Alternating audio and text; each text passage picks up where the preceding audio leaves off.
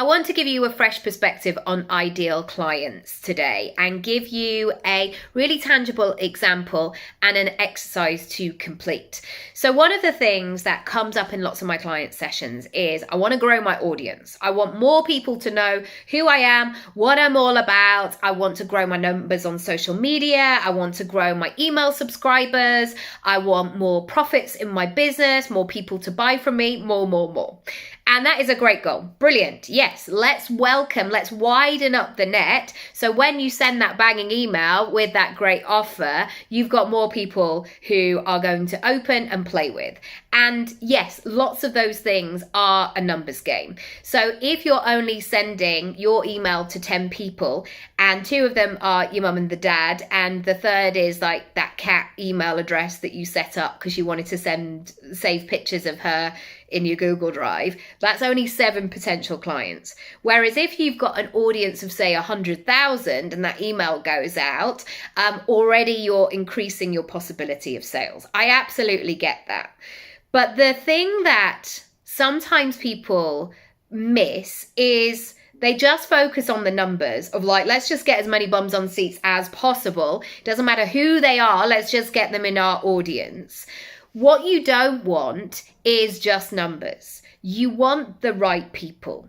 And this is not me being the human police of like, this is a right person and this isn't. As in right for your business, aligned, a potential customer, somebody who might be interested in the problem that you solve. And what I want you to do, and here's the exercise coming up if you want to grab your pen, is I want you to focus on, yes, growing your numbers with the right people, but with those people you want to welcome, going broader and wider and deeper into that relationship. So we live in an Edwardian house.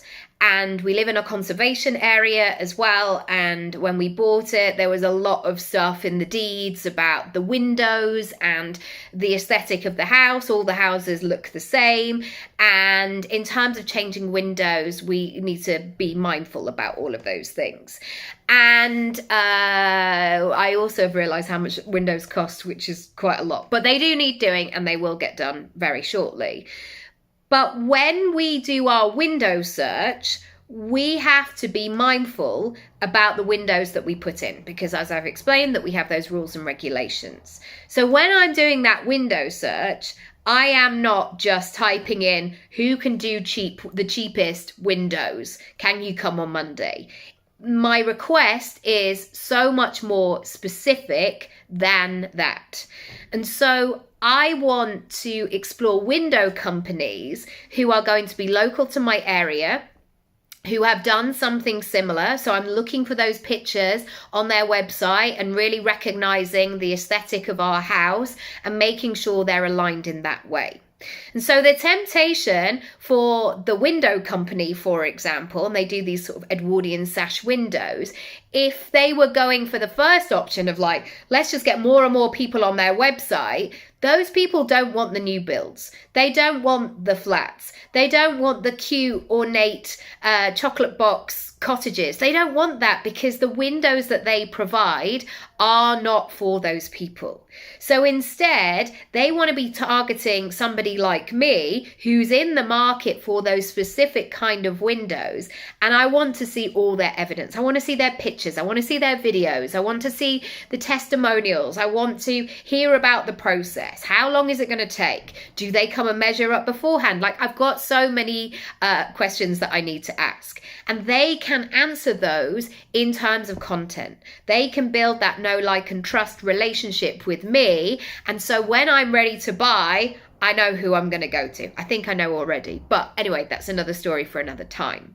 So as you are thinking, maybe in this quarter, right, I want to grow. I want more eyes and ears. I want you to make sure that you're not scattergunning your approach too much. You're not trying to be likable and dilute yourself to everybody in the world. You want to specifically target the people who are going to connect with the service and the value that you provide. Almost just to give another example, if you are a peanut butter brand, you want to connect with people who are not allergic to nuts. You don't want people who are like, yeah, it actually stops my breathing when I go near peanut butter. You don't want those people. We're not trying to be friendly and nice and be like, yeah, but maybe one day you would like it.